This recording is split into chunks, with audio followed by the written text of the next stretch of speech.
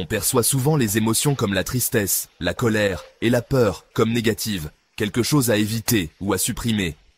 Ces émotions sont souvent vues comme des obstacles à notre bonheur, des sentiments qui nous empêchent de vivre pleinement notre vie.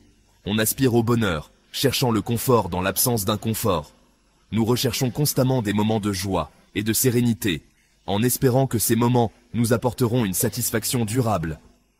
Mais, et si ces émotions dites négatives cachèrent des cadeaux inattendus? Et si, au lieu de les fuir, nous pouvions les accueillir et découvrir les trésors qu'elles renferment? Et si elles étaient, en réalité, de puissants catalyseurs de croissance et de transformation? Ces émotions peuvent nous pousser à sortir de notre zone de confort et à explorer des aspects de nous-mêmes que nous ignorions. Ces émotions, souvent étiquetées comme négatives, font partie intégrante de l'expérience humaine. Elles sont des messagers, nous indiquant que quelque chose dans notre vie nécessite notre attention. Elles offrent des informations précieuses sur nos besoins, nos valeurs et nos aspirations. En écoutant ces émotions, nous pouvons mieux comprendre ce qui est vraiment important pour nous. En les acceptant, nous accédons à une compréhension plus profonde de nous-mêmes et de notre place dans le monde. Nous découvrons des aspects de notre personnalité et de notre existence que nous n'aurions peut-être jamais explorés autrement. Au lieu de craindre ces émotions, nous pouvons apprendre à les aborder avec curiosité et compassion. En les accueillant, nous ouvrons la porte à une transformation intérieure. En nous penchant sur l'inconfort, nous nous ouvrons à une profonde croissance personnelle. Nous devenons plus résilients, plus capables de faire face aux défis de la vie avec courage et détermination. Cette vidéo explorera le pouvoir transformateur de la tristesse, de la colère et de la peur, en montrant comment ces émotions peuvent être des alliées puissantes dans notre quête de développement personnel, vous guidant vers un lieu de plus grande conscience de soi et de résilience. Ensemble, nous découvrirons comment embrasser ces émotions peut nous mener à une vie plus riche et plus épanouissante. Pour vraiment s'épanouir, il faut embrasser tout le spectre des émotions humaines, des plus joyeuses aux plus sombres, y compris celles qui nous mettent mal à l'aise, comme l'anxiété, la tristesse et même la colère. Nier ou supprimer ces émotions ne fait qu'amplifier leur pouvoir, conduisant à des mécanismes d'adaptation malsains et à un développement limité.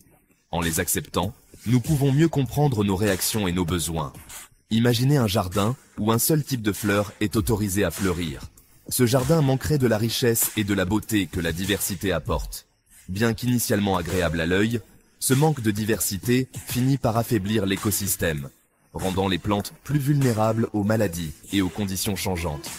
De même, notre paysage émotionnel se nourrit de la diversité. Chaque émotion contribue à notre croissance personnelle et à notre résilience. Chaque émotion, qu'il s'agisse de joie, de bonheur partagé avec des amis, ou de tristesse, de colère, ou de paix intérieure trouvée dans la méditation, joue un rôle crucial dans l'élaboration de nos expériences et de ce que nous sommes. Ces moments émotionnels, qu'ils soient d'un vécu seul ou avec d'autres, façonnent notre compréhension du monde. En reconnaissant et en acceptant toutes nos émotions, nous cultivons un moi plus résilient et authentique. Prendre le temps de réfléchir à nos émotions, que ce soit en pleine nature ou en écrivant dans un journal, nous aide à mieux nous connaître et à grandir. La tristesse, souvent perçue comme un signe de faiblesse, est un puissant catalyseur de croissance et de connexion. Elle nous permet de gérer la perte, le deuil et la déception, ouvrant la voie à la guérison et au renouveau. Lorsque nous nous autorisons à ressentir pleinement la tristesse, nous nous connectons à notre propre vulnérabilité et développons de l'empathie pour ceux qui vivent en des émotions similaires. Cette expérience humaine partagée favorise des liens plus profonds et nous permet d'offrir et de recevoir du soutien.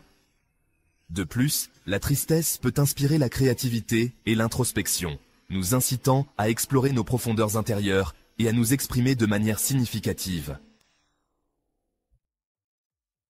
La colère, souvent considérée comme une force destructrice, peut être un puissant moteur de changement positif.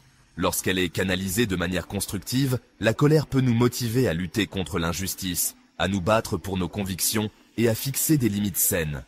Elle signale que quelque chose ne va pas, nous exhortant à agir et à créer un monde plus juste et équitable. Cependant, il est crucial d'exprimer sa colère de manière assertive et non agressive. Il s'agit de communiquer clairement et respectueusement nos besoins, en recherchant des solutions, plutôt que de se livrer à des comportements destructeurs. En exploitant l'énergie de la colère à bon escient, nous pouvons devenir de puissants défenseurs de nous-mêmes et des autres.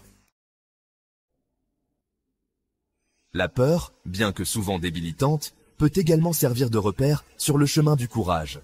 Elle met en lumière les domaines dans lesquels nous devons grandir, les défis que nous devons surmonter et les rêves que nous aspirons à poursuivre. Lorsque nous affrontons nos peurs de front, nous renforçons notre résilience, élargissons nos zones de confort et libérons notre véritable potentiel. Tout acte de courage commence par un moment de peur. En reconnaissant nos peurs sans les laisser nous contrôler, nous prenons notre pouvoir et créons une vie pleine de sens et d'objectifs. N'oubliez pas que le courage n'est pas l'absence de peur, mais plutôt la volonté d'agir malgré elle. Il y a des années, je me suis retrouvé paralysé par la peur. Cette peur était omniprésente, me suivant partout où j'allais, comme une ombre inséparable. J'étais terrifié par la vulnérabilité, convaincu que montrer mon vrai moi conduirait au rejet et au jugement. Chaque jour, je portais un masque, cachant mes véritables sentiments et émotions. Cette peur m'a piégé dans un cycle de doute de moi-même et m'a empêché de poursuivre mes passions. Je me sentais comme une prisonnière de mes propres pensées, incapable de m'échapper. Cependant, grâce à la thérapie et à l'introspection, j'ai commencé à comprendre que ma peur provenait d'une croyance profondément ancrée selon laquelle je n'étais pas digne d'amour et d'appartenance. J'ai appris à identifier et à remettre en question ces croyances limitantes. En affrontant cette croyance et en embrassant ma vulnérabilité, j'ai pu me libérer de l'emprise de la peur et entrer dans mon moi authentique. J'ai découvert une force intérieure que je ne soupçonnais pas. Ce voyage m'a appris le pouvoir transformateur d'accepter les émotions difficiles et l'importance de se montrer tel que l'on est, même lorsque cela fait peur. Aujourd'hui, je vis avec plus de courage et d'authenticité, sachant que la véritable force réside dans l'acceptation de soi. Accepter nos émotions difficiles exige de la vulnérabilité, la volonté d'être vus tels que nous sommes, imperfection comprise. Il s'agit de se montrer authentique dans le monde, même lorsque cela semble risqué. La vulnérabilité n'est pas une faiblesse, c'est le berceau du courage, de la connexion et de la créativité. Lorsque nous nous autorisons à être vulnérables, nous nous ouvrons à des relations plus profondes, à une plus grande acceptation de soi et à une vie plus épanouissante. Transformer les émotions difficiles en catalyseurs de croissance demande un effort conscient et de la pratique. Voici quelques conseils pratiques pour vous aider dans ce cheminement. Premièrement, pratiquez la pleine conscience. Portez attention à vos émotions sans jugement. Remarquez comment elles se manifestent dans votre corps et vos pensées. Deuxièmement, écrivez vos sentiments dans un journal. Écrire sur vos émotions peut vous aider à les traiter et à y voir plus clair. Troisièmement, recherchez du soutien.